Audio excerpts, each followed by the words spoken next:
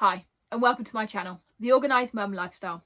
I'm Emily, and my husband and I work full-time. We have 2 preschoolers, and we love going on adventures. So I share with you our organisation tips and top tips for going on holiday with kids, and how to be organised and juggle that life so that you can make the most of them at the age that they are. In this video, I want to talk to you about top tips for camping with kids. Now, I have preschoolers. I have Tilly, who is nearly 2, and I have Monty, who is 3. They are only 15 months apart. They've both been camping in various different versions of camping since they were 4 or 5 months old, and Tilly even did a 5-week tour of the South Island when she was 5 weeks old in this caravan. We love touring around New Zealand. We base ourselves in Auckland, where we live and work, but at every opportunity we do long weekends, we do holidays in different areas throughout New Zealand, and we have been to nearly every single corner, I would say, of New Zealand, probably multiple times, with and without kids. When we got kids, we said, you know what? We're not going to be affected. We're going to continue to do it. The only thing we needed to do was to upgrade our living quarters so that we could be slightly larger and more accommodating for the kids. So that's why we now do it in a caravan. Previously, we did it in a van, and we travelled New Zealand in our van. My first tip is family-friendly campgrounds. I am all for getting a campground that has the facilities for kids to enjoy. Facilities such as a playground, a swimming pool, the beach. We have a huge list of fantastic campgrounds that we recommend that have those facilities, but also toilets and showers. We have our own toilet and shower in our caravan, and that's fantastic. But sometimes we need a family bathroom so we can all have a shower together. We all need to go and use the toilets and the facilities rather than trying to fill up our facilities here. We like campgrounds that are right on the beach so the kids can run around, and then as soon as they get wet and cold, we can bring them back into the caravan. We like that particularly for the winter because they still want to play and paddle, but they're going to get cold quite quickly. We like campgrounds that have got swimming pools, ideally heated swimming pools because our babies are so small, but as we get older, we can definitely go more in the outdoor colder pools. We like ones that have got play areas so we can run them around. One of the big things is when daddy's packing the caravan down, I have to keep them amused whilst he finishes off, so we go and find the playground or we find something to play. Really cool ones have go-kart hire, might be an additional charge, but that's great fun for the kids to do go-karts, usually a double, so you have the adult sat in one and the child sat in the other. They're really good fun. We always take bikes so they can always ride around as well, but it's handy when they've got those facilities that are different for the kids as well. Doing lots of outdoor things. So having those facilities is fantastic, but it's always good to get off the campground as well. Go and find somewhere local, beaches, local playgrounds, getting an opportunity to burn off that energy, because I can tell you they sleep better. Now, I'm talking about preschoolers, but I'm sure it's the case when your kids are bigger as well.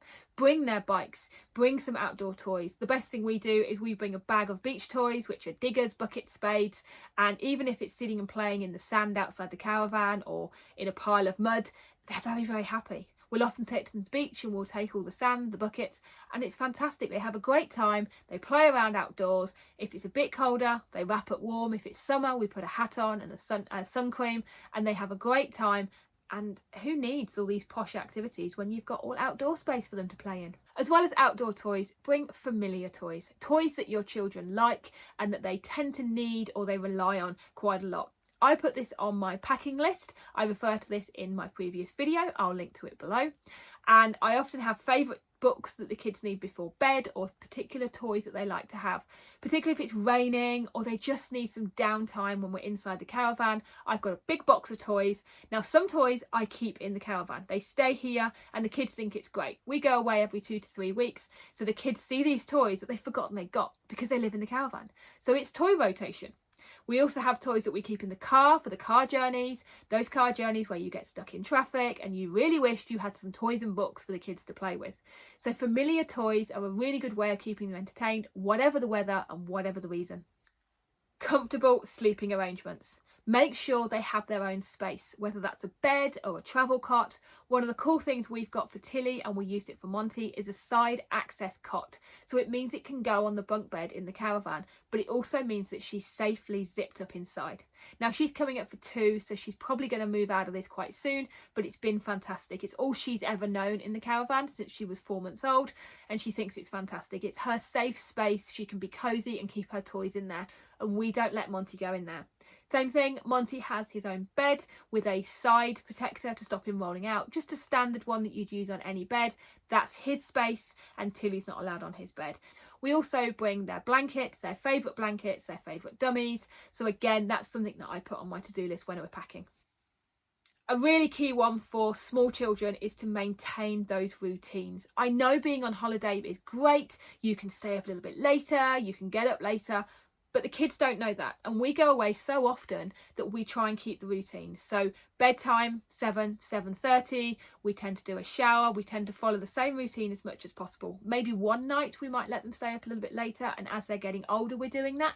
But we have a better night's sleep if we continue that routine. They still have their same milk before bed. They still have a book before bed. We have that quiet time where they can wind down before bed. So keeping those routines. As well as that, we still have nap times. So keeping those nap times is really important. Sometimes that's in the car. Other times we come back to the caravan and we have a nap time. And that keeps a bit of a routine for the kids, even with food and sleep. And they are much better kids because of it. Be prepared for all weathers. Bring throws, bring blankets, bring sun cream, bring sun hats. Be prepared for anything. On top of that, be prepared for illness. Bring Pamol or Kelpol if you're in the UK. We have a first aid kit. Make sure you've got those things that you're prepared for. We keep them in the caravan, making sure we've got enough throws. Throws are great because you may end up sleeping in the bed with your toddler, so making sure you've got a throw as well as them having their own blanket. Toddlers and babies don't tend to keep their blankets on, so maybe you want to put them inside a sleep suit, or maybe you want to give them additional throws to make sure they're keeping them on, or just putting jumpers on. We always have a power site, so we do actually have heating in our caravan, but it's probably a little bit colder than our house, so it's always making sure everybody's warm. But on the other side, you've got suddenly gets warm. We've also got aircon. You're making sure they're kept cool, and you've got all those facilities. We'll often come inside during the day when it's quite warm, so we always make sure we have everything. I've got a drawer that's for the hats and the shoes and everything. On top of that, 1 million sets of clothes. I think we got through 4 sets of clothes the other day on a rainy day, just in one day. Most campsites have washing machines, which is quite handy. I do tend to pack for about 4 or 5 days, so I know I need to get to a washing machine after 4 or 5 days, and that will include 2 sets of clothes per day for each toddler. Leading on quite nicely from my previous 2, Overpack. We have the luxury to overpack in this caravan because we have a lot of storage. Extra nappies, baby wipes, those kind of things that you can nip to the shops to get, but you don't want to in the middle of the night when you run out. So making sure you know what they need, but also things like baby bottles, sippy cups, some things that you cannot get if you're in a restaurant. Just those assumptions. I have small forks for the children. They're learning to eat, so they can't use our forks. Little things like that that you think, yes, I use them at home. It's going to make my life easier if I've got them away with me when I'm camping as well. And my final one is to consider campsite safety. So at home, you've probably got locks on your drawers in your kitchen. I keep the knives not in the main kitchen drawer. I keep them in a cupboard high above. With our bins, we keep our bins outside the caravan. 2 reasons. One is baby nappies smell if you leave them in the bin, and the other one is that curious little toddlers like to reach inside the bin when I'm not watching. So I just keep them outside, and that's okay. Also, I have a side protector for Monty's bed, and we have quite a high up bed, so we're always having to watch them on the sofa or on the bed. Tilly's just getting to the point where she's safe enough to climb off it now, but I really had to watch her like a hawk on that because it isn't safe for under 3-year-olds. Camping generally isn't designed for under 3-year-olds, so you do need to keep an eye out. Things like round the fire pit, we've only recently started to let them toast marshmallows, and again, we're having to watch them.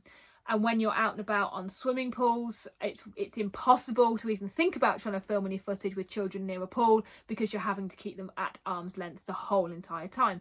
So you are on holiday, but just remember your safety around camping and those things that you take for granted. Thank you very much for watching all the way to the end. My top tips for camping with little kids. If you've enjoyed this video, please click subscribe. I post weekly of organisational tips and top tips for having the best time with your family whilst trying to juggle everything else in life. I'll see you in the next video.